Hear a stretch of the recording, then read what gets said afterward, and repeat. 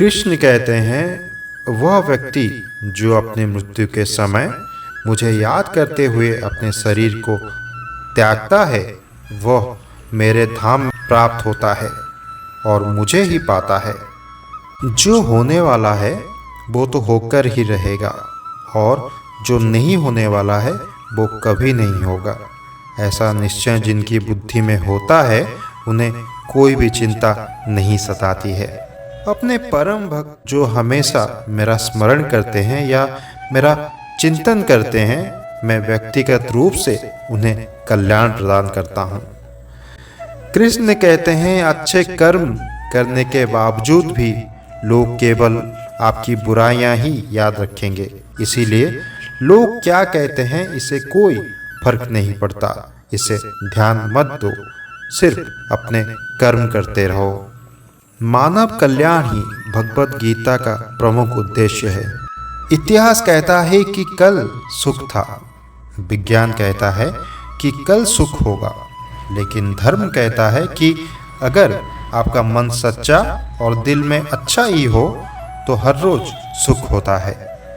क्रोध से भ्रम पैदा होता है, भ्रम से बुद्धि व्यग्र होती है, जब बुद्धि व्यग्र होती है तो तर्क नष्ट हो जाता है, और जब तर्क नष्ट हो जाता है तो व्यक्ति का पतन आरंभ हो जाता है। अपने आप को ईश्वर के प्रति समर्पित कर दो, यही सबसे बड़ा सहारा है। जो कोई भी इस सहारे को पहचान गया, वह डर, चिंता और दुखों से आजाद रहता है। क्यों व्यर्थ में चिंता करते हो? तुम क्यों भयभीत होते हो? तुम्हें कौन मार सकता है? आत्मा ना कभी जन्म लेती है ना कभी मरती है, इसीलिए चिंता छोड़ के मेरी ही शरण में आ जाओ। कृष्ण कहते हैं, श्रेष्ठ पुरुष को सदैव अपने पद और गरिमा का अनुरूप कार्य करने चाहिए, क्योंकि श्रेष्ठ पुरुष जैसा व्यवहार करेंगे, इन्हीं आदर्शों के अनुरूप सामान्य पुरुष भी वैसा ही व्यवहार करेंगे। वो पुरुष जो मन को जीत लिया है, उसने पहले ही परमात्मा को प्राप्त कर लिया है, क्योंकि उसने शांति प्राप्त कर ली है। ऐसे मनुष्य को सुख दुख, गर्मी सर्दी, मान अपमान से कुछ भी फर्क नहीं पड़ता। ना तो ये शरीर तुम्हारा है, ना तुम इस शरीर की मालिक हो। इसीलिए ये शरीर सिर्फ 5 तत्वों से बना है: आग, जल, वायु, पृथ्वी और आकाश। एक दिन ये शरीर इन 5 तत्वों में विलीन हो जाएगा। इसीलिए शरीर के ऊपर इतना घमंड कभी भी मत करो। कृष्ण कहते हैं, मनुष्य का मन इंद्रियों के चक्रव्यूह के कारण भ्रमित होता है।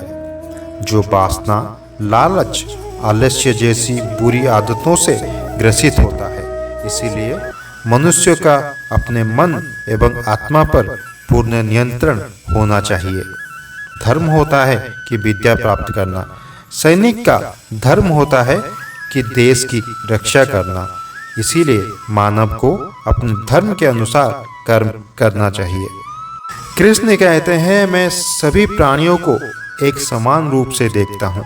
मेरे लिए ना कोई कम प्रिय है तो ना कोई अधिक। कृष्ण कहते हैं, तुम्हारा क्या गया है जो तुम रोते हो? तुम क्या लाए थे जो तुमने खो दिया? तुमने क्या पैदा किया था जो नष्ट हो गया? तुमने जो लाया नहीं, जो पैदा नहीं किया, उससे नष्ट होने से तुम्हारा क्या चिंता? कृष्ण कहते हैं, जो मनुष्य जिस प्रकार मुझे स्मरण करता है, उसे उस प्रकार मैं स्मरण करता हूँ। कंस ने श्री कृष्ण को सदैव मृत्यु के लिए स्मरण किया था, इसीलिए श्री कृष्ण ने भी कंस को मृत्यु ही प्रदान किए। अतः परमात्मा को उसी रूप में स्मरण करना चाहिए जिस रूप में मानव उन्हें पाना जाता है। हरे कृष्णा।